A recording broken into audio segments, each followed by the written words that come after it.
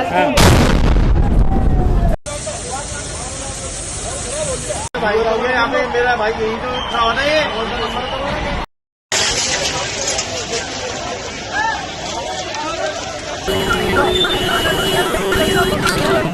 दिल्ली के Red Fort metro station के पास हुए कार विस्फोट ने पूरे देश को स्तब्ध करके रख दिया है। विस्फोट की वजह से 12 लोगों की मौत की खबरें बताई गई थी, लेकिन अब रिपोर्ट्स में बताया गया कि वह नंबर या फाकड़े 13 हो गए। 25 से ज़्यादा लोगों के घायल होने की बात कही गई है। फिलहाल एजेंसियां इसे एक प्लान टेररिस्ट अटैक मानकर चल रही हैं और पाकिस्तान स्थित आतंकी संगठन जैश ए मोहम्मद से लिंक करके जांच की जा रही है। फिलहाल अगर अब तक की अपडेट देखी जाए तो गृह मंत्रालय ने मंगलवार को इस मामले की जांच एनआईए यानी राष्ट्रीय जांच एजेंसी को सौंप दी। एनआईए ने 10 सदस्यीय विशेष दल गठित किया है, जिसका नेतृत्व एसपी स्तर से ऊपर के अधिकारी करेंगे। दिल्ली पुलिस ने यूएपीए यानी गैर कानूनी गतिविधि निवारण अधिनियम और विस्फोटक अधिनियम के तहत एफआईआर दर्ज की। एनआईए फरीदाबाद के अल फलाह यूनिवर्सिटी का दौरा करने की तैयारी में, जहां से मॉड्यूल का लिंक जुड़ता हुआ दिखाई दिया है। आगे की बात करें तो फरीदाबाद के डॉक्टर्स पर भी शिकंजा कसने की तैयारी है। फरीदाबाद पुलिस क्राइम ब्रांच ने अल फलाह यूनिवर्सिटी से जुड़े 3 डॉक्टर्स से पूछताछ की थी, जिसके बाद मुख्य संदिग्ध जो है डॉक्टर उमर मोहम्मद नबी, जो पुलवामा का निवासी है।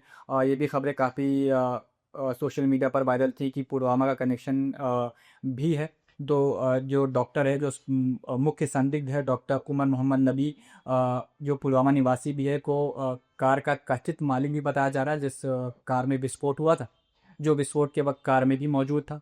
सबसे बड़ी बात ये भी अभी इसका कन्फर्मेशन हो नहीं पाया ना किसी जांच एजेंसी की तरफ से। ये सब अभी अफवाहें, लेकिन जो रिपोर्ट्स में या फिर एक तरीके से अज्यूम किया जा रहा है, तो जो शख्स कार में बैठा हुआ था उसको ये माना जा रहा है कि वो डॉक्टर उमर मोहम्मद नबी ही है, जो विस्फोट के वक्त कार में मौजूद था। और बाकी सोर्सेस हिसाब से बताया जाए तो डॉक्टर उमर ने गिरफ्तारियों और छापियों के दबाव के बाद घबरा कर समय से पहले ही विस्फोट कर दिया। अभी फिलहाल सब चीज़ अजम्पशंस ही हैं। एग्जैक्टली जब जांच एजेंसी प्रेस कॉन्फ्रेंस करेगी या प्रेस रिलीज़ करेगी, ऑफिशियल स्टेटमेंट देगी, तभी क्लियर हो पाएगा कि सच क्या है। मीडिया में बहुत सारी बातें चल रही हैं, लेकिन मीडिया ने अपनी क्रेडिबिलिटी खो दी है। ख़ास तौर पर ऑपरेशन सिंदूर के बाद इस तरीके की बातें कही तो अब मीडिया के सोर्सेज इतने क्रेडिबल रहे नहीं है। फिर भी अभी हम जिस तरीके से हालात देख रहे हैं और जो छोटी मोटी अपडेट्स सामने आ रही हैं उस हिसाब से हम बात कर रहे हैं। एक अपडेट ये भी है कि 9 से 10 नवंबर को फरीदाबाद में 2900 किलोग्राम अमोनियम नाइट्रेट, डेटोनेटर और बम बनाने की सामग्री बरामद हुई थी। लखनऊ से भी एक डॉक्टर शाहीन के गिरफ्तार होने की बात कही गई थी, जिसका लिंक भी ऐसा बताया जा रहा है कि अल फलाह यूनिवर्सिटी से था। पुलिस ने उन्हें गिरफ्तार कर लिया है और आगे की जांच अभी तेजी से चल रही है। बाकी एक लिंक जिसको देखते हुए सुरक्षा एजेंसियां जांच कर रही हैं वो है जैश ए मोहम्मद से लेकर। जांच में पता चलता है कि जीएमसी श्रीनगर के जो पूर्व पैरामेडिकल स्टाफ और इमाम मौलवी इरफान ने मेडिकल छात्रों को कट्टर बनाने में अहम भूमिका निभाई है। 3 जो मुख्य संदिग्ध हैं, डॉक्टर उमर, डॉक्टर मुजम्मिल शकील और डॉक्टर आरिफ रथार, के जैश ए मोहम्मद से वैचारिक संबंध बताए जा रहे हैं। ये फरीदाबाद दिल्ली मॉड्यूल का कोर भी है। जम्मू कश्मीर के अस्पतालों और मेडिकल कॉलेज ने आंतरिक सर्कुलर जारी की हैं। खासकर जीएमसी अनंतनाग से एक डॉक्टर के लॉकर में AK-47 राइफल बरामद हुई थी। महाराष्ट्र एटीएस ने थाने के मुमरा से एक व्यक्ति को हिरासत में भी लिया है। तो पूरा स्ट्रक्चर आप देख सकते हैं कि ये टेरर का जाल पूरे देश में कैसे कैसे फैला है। फरीदाबाद से लेकर कश्मीर तक की बात कही जा रही है। फिर मुंबई महाराष्ट्र के थाने के मुमरा इलाके से भी ऐसी खबरें सामने आ रही कि वहाँ से भी इसी मॉड्यूल का या फिर एक संदिग्ध व्यक्ति पकड़ा गया, जिसे पुलिस ने हिरासत में लिया है। काफ़ी चीज़ें अभी डॉट्स कनेक्ट करने की ज़रूरत है। दूसरी बात करें, ये अभी अब तक की जो अपडेट जब तक हम रिकॉर्ड कर रहे हैं तब तक की अपडेट्स हैं।